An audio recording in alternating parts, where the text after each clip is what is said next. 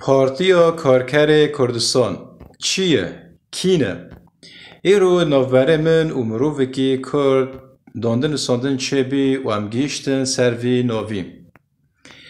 من سروی نوی مدین کر پاشه گو بخو هاوجی کرده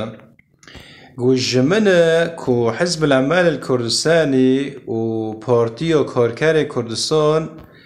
باشقانه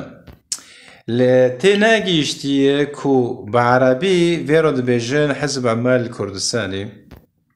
وفهمنا كري كوي نوفيجي بكرديان فيرود بيجن بارتيو كوركاري كردستان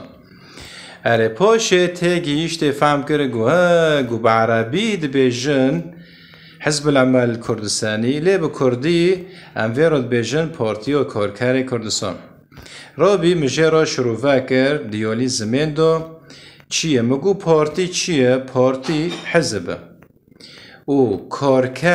کارکر چیه؟ کارکر یعنی عماله و کردستانه ها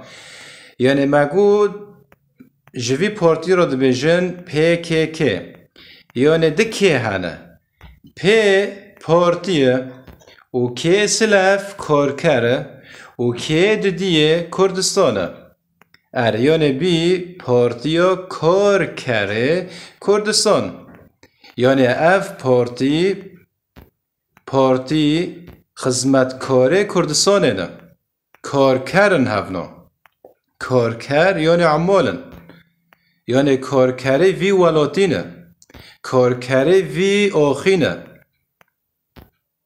اف پارتیا کی ولات پارزه مجرد شروع کرد گوها نها از ته گیشتم مفهم کرد که مسئله چیه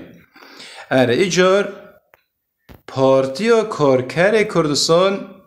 او رحه کردستانه او رحه رزگار کرنا کردستانه جبر ویه که در دراقین هیرو